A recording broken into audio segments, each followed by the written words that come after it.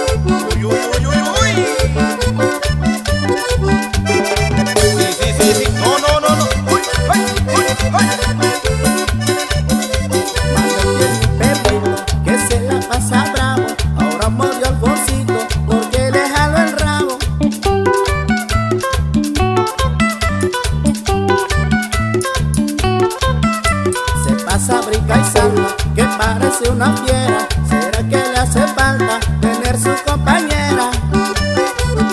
Y yo que le estaba viendo el ojo brilloso, que ya no estaba tan cariñoso, corre que corre con su locura por el hocico botando espuma. Le dije a Charal, ayuda que te muerde este chaval.